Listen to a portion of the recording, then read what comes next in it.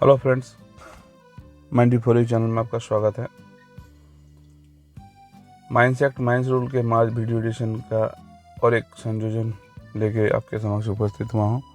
Video start करने से पहले चैनल को सब्सक्राइब कीजिए, बेल आइकन को हिट कीजिए और इस वीडियो को लाइक कीजिए ताकि और भी नए नए वीडियोस आपके लिए बना सकूँ। आज हम लोग पढ़ेंगे आवर्स ऑफ वर्क के बारे में, साथ में उससे जुड़ा वेजेस, ओवर टाइम वेजेस एवं किस किस व्यक्ति को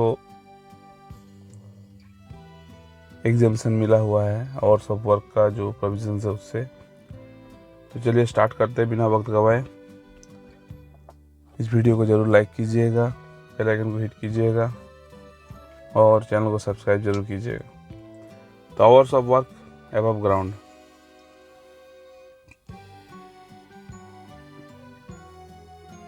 no adult employed above ground in a mine shall required or allowed to work for more than 48 hours in a week or more than 9 hours in a day।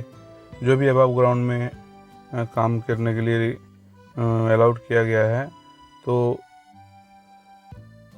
उसको जो है 48 hours से ज़्यादा एक सप्ताह में या 9 घंटे से ज़्यादा एक दिन में अलाउड नहीं है काम करने के लिए, provided that subject to the previous approval of the chief inspector.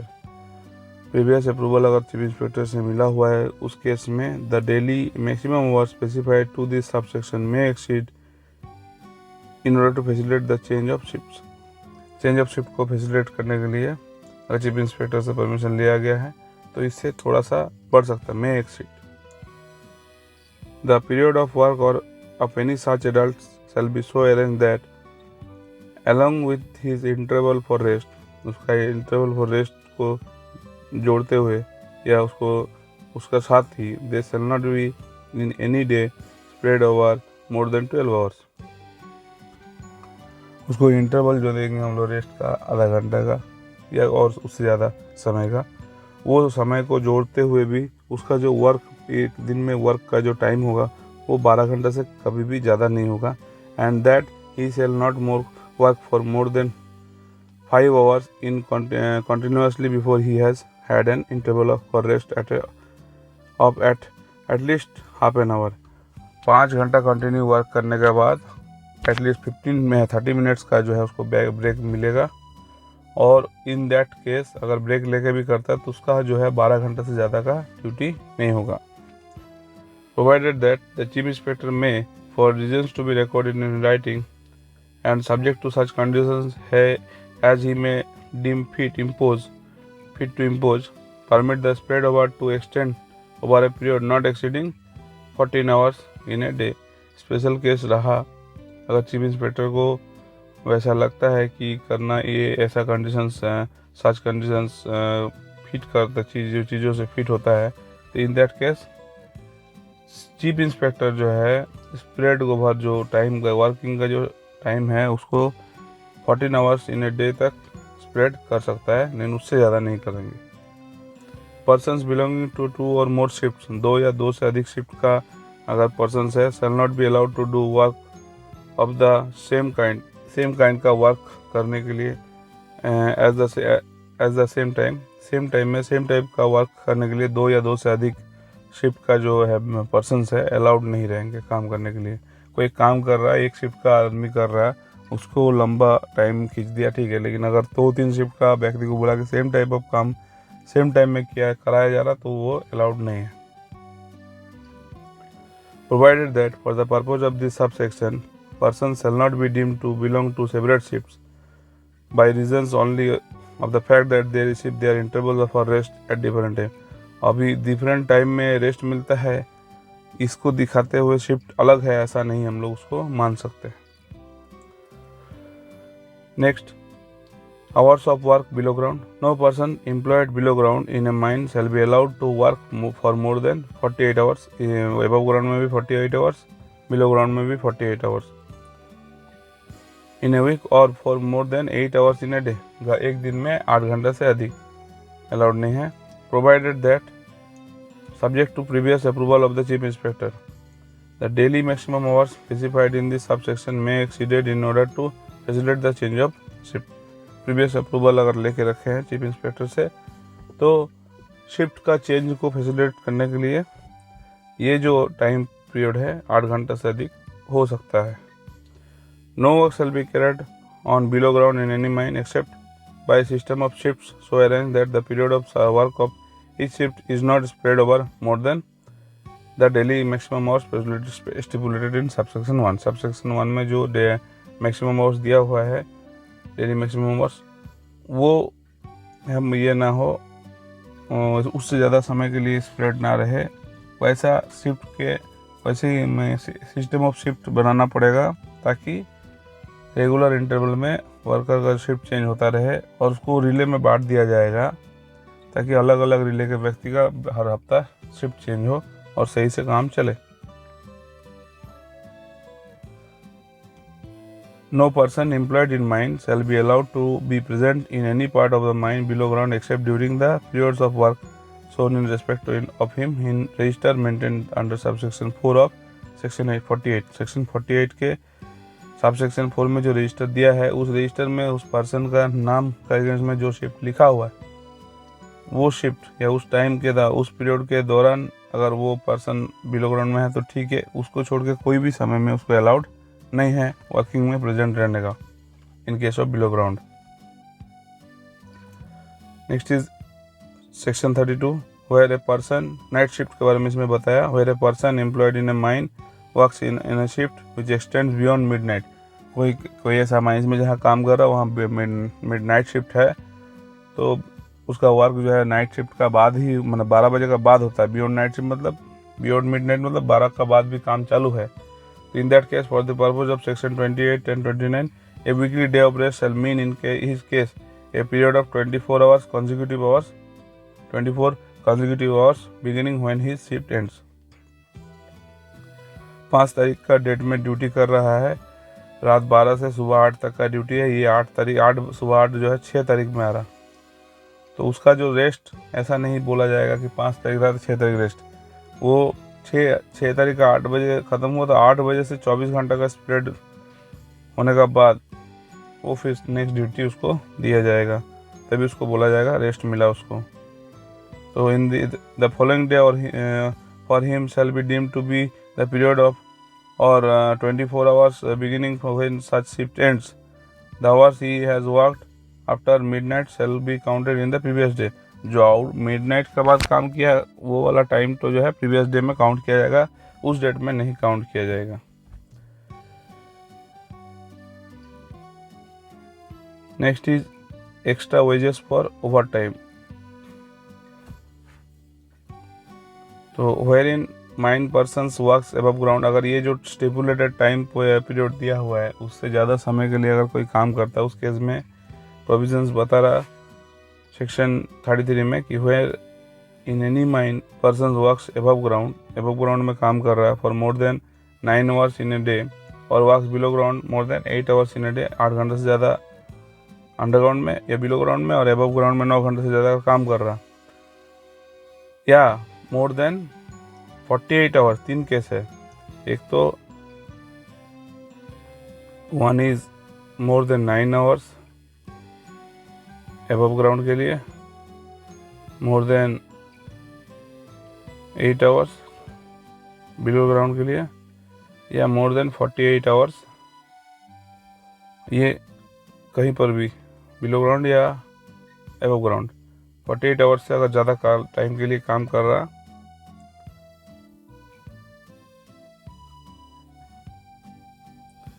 whether above ground or below ground, he shall in respect of each such overtime work be entitled to wages at the rate of twice his ordinary rate of wages। उसका rate जो ordinary rate है उसका twice rate से उसको provide करना, wages provide करना है। Of overtime work being calculated on a daily basis और weekly basis whichever is more favourable to him. Daily basis में कर सकते हैं या वीकली बेसिस में भी कर सकते हैं, जो भी उसके लिए फेवरेबल है। Where any person employed in a mine is paid on piece rate basis, अगर पीस रेट बेसिस में उसको पेड किया जा रहा है, उसको पीस रेट बेसिस में या time rate and the time rate shall be taken as equivalent to the daily average of his full-time earnings for the days on which he actually worked during the week immediately preceding the week. तो where any person employed in a mine is paid on piece rate basis में अगर कर रहा है, the time rate shall be taken as equivalent to the daily average of his full earning for the days on which he actually worked during the week immediately preceding the week. पिछला हफ्ता में वो जिस rate इससे जिस wages में काम किए हैं, मतलब उसका जो फुल टाइम अर्निंग है, डेली एवरेज उसका जो निकलता है, उस रेट से उसको जो है पीस रेट वाले को दिया जाएगा। अभी पीस रेट क्या है, एक आता है टाइम रेट, पीस रेट, और तीसरा आता है मंथली रेट। टाइम रेट का पर डे का हिसाब से उसको वेतन मिलता है एज पर अटेंडेंस। 26 दिन अगर वो काम किया, 8 घंटा का पीरियड में काम किया, काम भले करे ना करे, अटेंडेंस करके अगर वो दूसरा छोटा मोटा कोई भी काम कर रहा है या ज़्यादा काम कर रहा है, वो उसका मानदंड नहीं है पेमेंट का। वो हाजिरी करके 8 घंटा अपना फुल टाइम एंगेजमेंट दिखाया और उसको जो भी काम कराना चाहा, उसको जो असाइन काम है वो भी या दूसरा कोई काम वो, तो वो जो ये होगा, उसको जो पेमेंट बनेगा उसको टाइम रेट हिसाब से बोलेंगे, क्योंकि उसमें टाइम इम्पोर्टेंट है। दूसरा है पीस रेट, इसमें टाइम इम्पोर्टेंट नहीं है, इसमें इम्पोर्टेंट है कि amount of work. Piece rate में अगर हम मान लीजिए हम अगर पहले जैसे लोडर सिस्टम चलता था, तो लोडर सिस्टम का केस में अगर कोई लोडर को दो टब भरने से फुल पगार मिलता था, तो उसको 2 टब भरना ही है, तभी उस दिन का पूरा हाजिरी उसको मिलेगा। अब इन दैट केस वो लोग उससे ज़्यादा ही करता था ताकि उसको ज़्यादा पगार मिले, इसीलिए पीस रेट कॉन्सेप्ट लाया गया था। लेकिन जैसे जैसे मॉडर्नाइजेशन हम लोग का बढ़ता गया, तो ये पीस रेट वाला कॉन्सेप्ट हट गया। उसी तरह हम लोग का जो टब ये रहता था, ट्रमर्स जो टब को ठेलता था मैनुअली, पुल पुश करता था एक्चुअली, वो लोग के लिए भी था कि डेली इतना सेट्स ऑफ टब को अगर हम लोग ये करेंगे तो उस हिसाब से उसका रेट रहेगा, फुल हाजिरी मिलेगा, और ज़्यादा करने से उसका रेट बढ़ सकता है। ये फिक्स्ड इनकम है टाइम रेट का, उसको जो बेसिक है उससे ज़्यादा उसको पैसा नहीं मिल सकता टाइम रेट में। पीस रेट में बढ़ सकता है, फ्लेक्सिबल है। मंथली रेट में फिक्स्ड है और मंथ वाइज सिस्टम में दिया जाता है, डेली का सिस्टम में नहीं, मतलब इसमें और भी बहुत सारे इंपॉर्टेंट चीज़ है मंथली रेट में। स्टाफ लोग मेनली इसमें मंथली रेट में आते हैं, क्योंकि ये इसका जो अभी हम लोग पढ़ेंगे सुपरवाइजिंग स्टाफ का बहुत सारा जगह पे एग्जाम्पशंस है, ये सब चीज़ को देखते हुए उसको मंथली रेट में रखा गया है। Exclusive of any overtime, तो exclusive of any overtime का कोई वहाँ एक्सक्लूजन रहेगा, वो ओवर टाइम उसमें ऐड नहीं रहेगा उस वार्निंग का जब हम लोग पकड़ेंगे average warning. And such time rate shall be deemed to be the ordinary rate of wages of such person। जो वो रेट से एवरेज रेट से किया है उसी को टाइम रेट उसका मान लिया जाएगा, और उसी का हिसाब से उसी को ऑर्डिनरी रेट ऑफ वेजेस भी मान लिया जाएगा अगर वो पीस रेट वर्कर है या पीस रेट में एम्प्लॉयड है। तो provided that if such a person has not worked in the preceding week on the same or identical job, the time rate shall be based on the average for the day he had worked in the same week, excluding the overtime, or on daily wages average of his earnings in the preceding week, whichever is higher।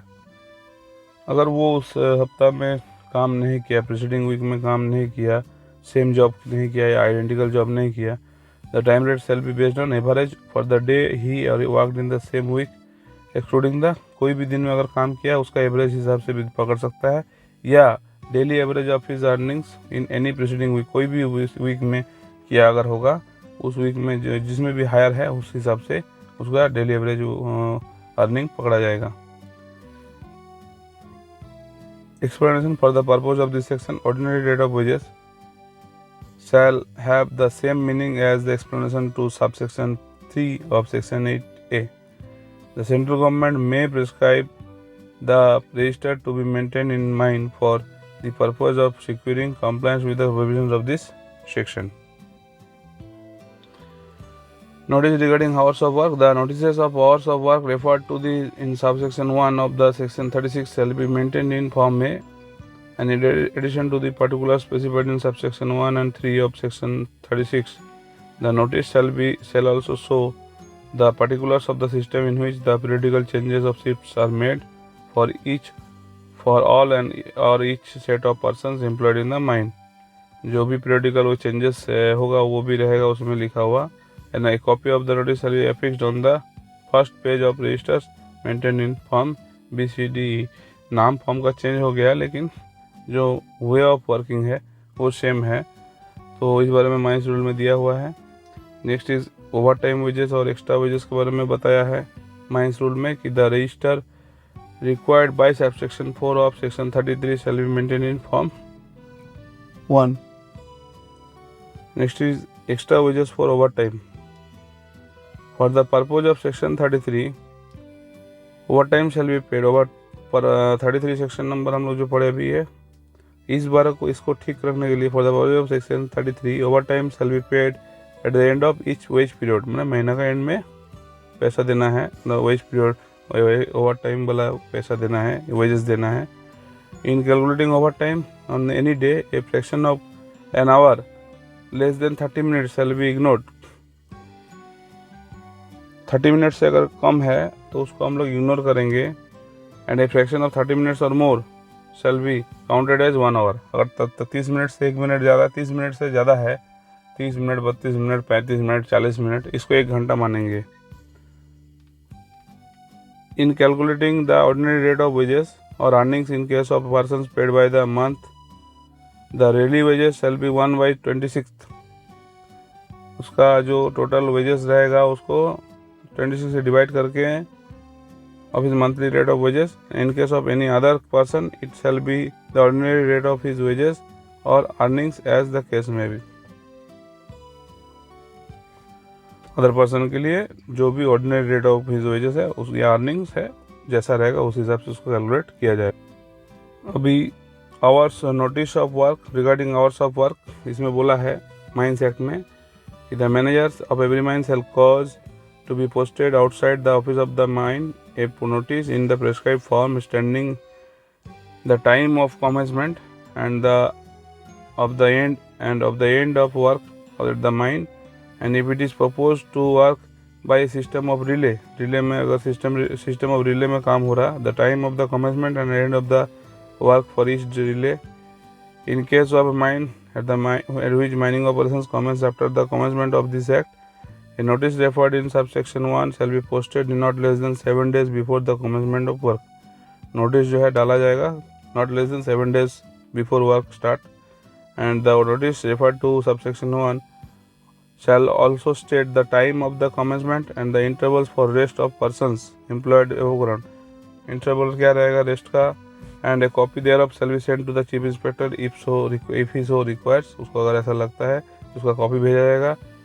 Where it is proposed to make any alternation in the time fixed for the commencement of work or for the end of work in the mine generally, or for any delay or in rest intervals fixed for persons employed above ground, or an amend notice in the prescribed form shall be posted outside of the office of the mine not less than 7 days before the change is made, and a copy of such notice shall be sent to the chief inspector not less than 7 days before such change. कोई भी change करते हैं relay में, time of change में, end of work होता है, commencement of work होता है, कोई भी अमेंडमेंट्स आता है तो उसका अमेंड नोटिस भेजना है और इस बारे में 7 दिन पहले डालना है नोटिस, और चीफ इंस्पेक्टर को भी इस बारे में नोटिस भेजना है 7 दिन पहले, उस चेंज से 7 दिन पहले.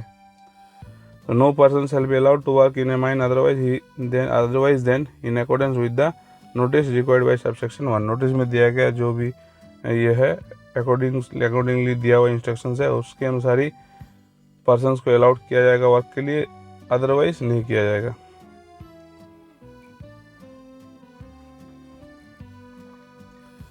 Next is supervising staff. Nothing is weekly day of rest. Section 28. Section 30 में hours of work above ground. Section 31 में hours of work below ground. Prohibition of employment of certain persons in subsection 5 of 36. shall apply to persons who may by rules be defined to be persons holding positions of supervision, management or employed in a confidential capacity। जो भी confidential capacity में employed है उन लोग के लिए 28 section 28 section 30 section 31 section 34 का जो सब सेक्शन 5 और 36 ये अलाउड नहीं है, मैंने इसका जो प्रोविजंस है वो shall not apply।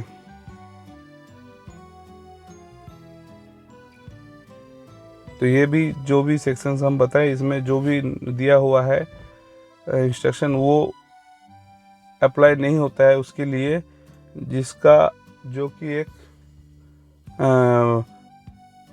Positions of supervision, management या एम्प्लॉयड एट इन ए कॉन्फिडेंशियल कैपेसिटी उसके लिए लागू नहीं है। इन दिस रिगार्ड जो सुपरवाइजिंग स्टाफ के लेके सेक्शन 37 में जो बताया उस बारे में माइंस रूल में स्पेसिफिकली बताया persons holding positions of supervision and management इसके लिए वाला for the purpose of section 37 the following shall be deemed to be persons holding position of supervision management and employed in confidential capacity. ये लोग कौन है जो section 37 में बताया, वो लोग कौन है? Manager, under manager, underground manager, assistant manager, ventilation officer, survey officer, mining, electrical, mechanical engineer, overman, foreman, सरदार, mate, mechanical, electrical foreman, electrical supervisor, surveyor, assistant surveyor, medical officer, chemist, SIR, metallurgist, welfare और personnel officer and any other person who is in opinion of the chief inspector holds a position of supervision and management। ये लोग हम लोग बोलेंगे persons holding positions of supervision and management।